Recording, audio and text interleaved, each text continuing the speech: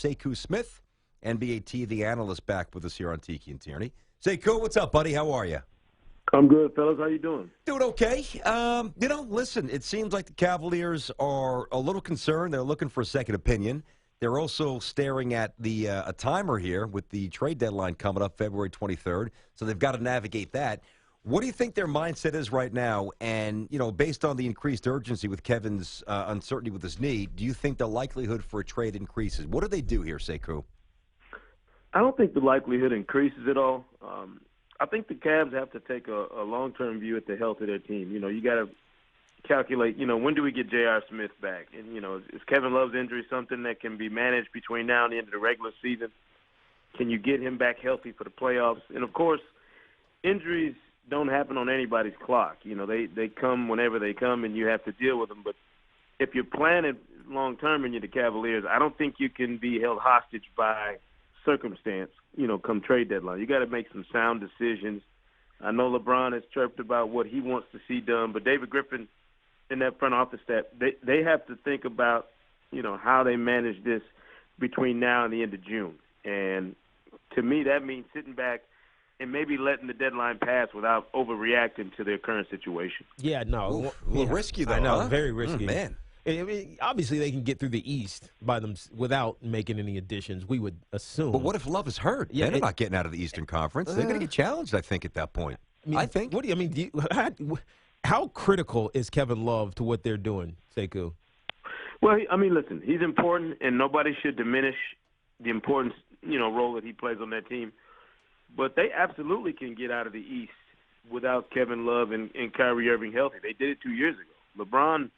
LeBron is that good, and he's still that good. He's good enough to get you through the Eastern Conference playoff grind if he has to without some of his key pieces. I don't think that's the preferred way to do it, obviously.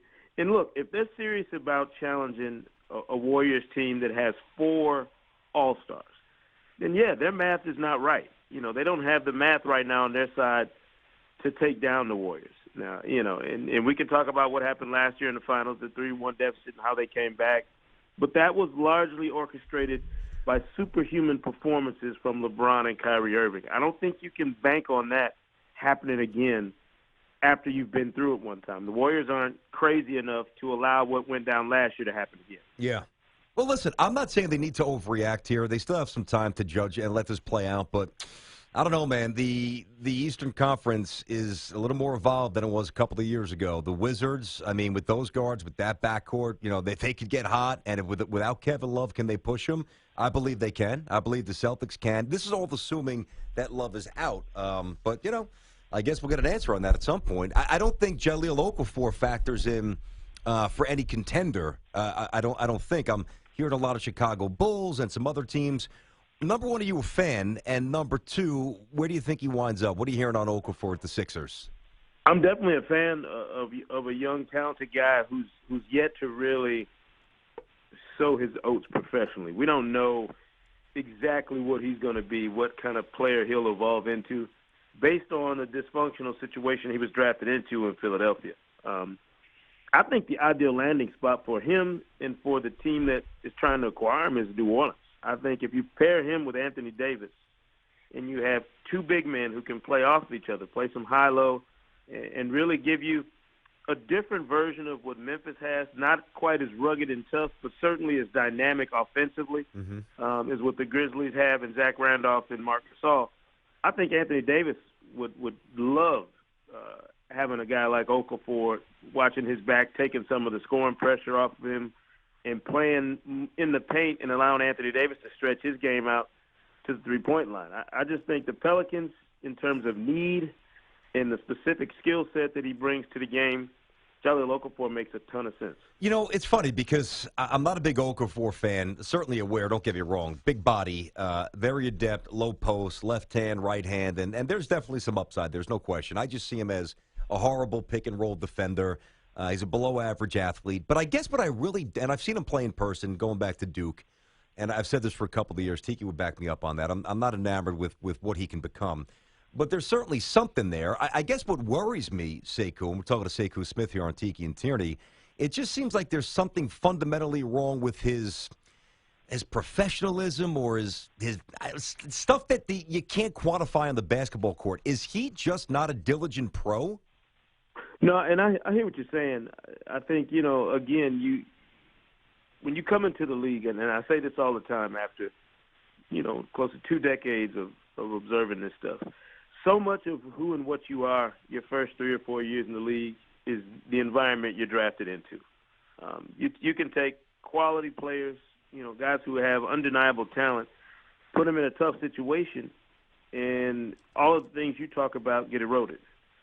I feel like Okafor is a guy who's still in the clay stage of his career. We're still crafting what kind of player he's going to be. He's still developing and growing into whatever it is he will be. I don't know that he's going to be a all-star caliber player by any stretch, but I think there's no question he has the physical tools to be a quality, productive NBA player if placed in the right situation. And I think a lot of that is going to be going somewhere where they believe in his skill set and empower him to become the pro and the polished product that he should be. And a lot of times that takes a change of scenery. It just takes somebody else getting eyes on you and looking at what you do and saying, hey, let's not concentrate on the deficiencies or what this guy hasn't done. Let's focus on what he can do. Sekou, you talk about the plight of a player who gets drafted into a situation. What about a guy who gets traded into a situation? We're talking about Carmelo, and we all know the narrative around him and the Knicks, and they never surrounded him and all this Phil Jackson subtweets. But from a different perspective, what do we think Carmelo is thinking right now? Because I don't know if he actually ever tells us what he really feels and where he ultimately wants to be in his career and life. No, that's a great point. And I think, when you've been in the league as long as Carmelo has been and you've carried the burden of being the face of a franchise from the moment you hit the door, you're right. I think there's a shield up. There's a kind of a glass partition up where Carmelo has never really let his guard down since he, to me, since his early years in Denver. He was kind of burned by George Karl and being undermined by your head coach in that situation. You come to New York and embrace this idea of being the face of that franchise, which not a lot of guys have been up to that challenge. And I think if you're Carmelo right now, you have to be feeling like you've been blindsided. Like Phil Jackson comes in, you get this huge contract. All signs point to, hey, we're going to build this team, a playoff team, hopefully a contending team around you. And really it's been one, rug snatched out from under him after another. They didn't waste any time making sure he understood that Kristaps Porzingis is the future and that he was, basically the past. And now they're doing everything they can to make him uncomfortable and trying to get him to force his way out of town. I think Carmelo's playing it wisely. I think he's doing the right thing, taking the high road and not allowing himself to play the games that Phil Jackson and that Knicks front office are playing. He's been classy, there's no doubt. I'm not a huge Melo fan at this point, but you got to recognize he's kept his head high and he's walked the road that, quite frankly, the executive should probably walk, and that would be Phil Jackson, and he's taken the low road. Carmelo has taken the high road. I want to throw this at you before I let you go. Sekou Smith, NBA TV analyst here. Sekou, a lot of theories out there as to how Steve Kerr, for lack of a better word, should maybe placate Russell Westbrook or approach the all-star dynamic. It's going to be an interesting locker room. We all know Russ ain't one to play around. He's not there for games. He ain't going to get all giddy. So I don't know how much you could actually play with him and placate him. But what is the proper tactic? How do you try to disarm any lingering tension that very well might permeate that locker room, man? It's palpable. What do you think? I think if you're Steve Kerr, you plunge all those guys into the fact that it's All-Star Weekend. If you can't let your guard down a little bit and enjoy the one 72-hour stretch of the NBA season that literally doesn't affect you at all, doesn't affect your team standing, doesn't affect who you are, what your season has been like. You just show up, enjoy it, smile, enjoy these guys that you compete on a bloodthirsty level every night.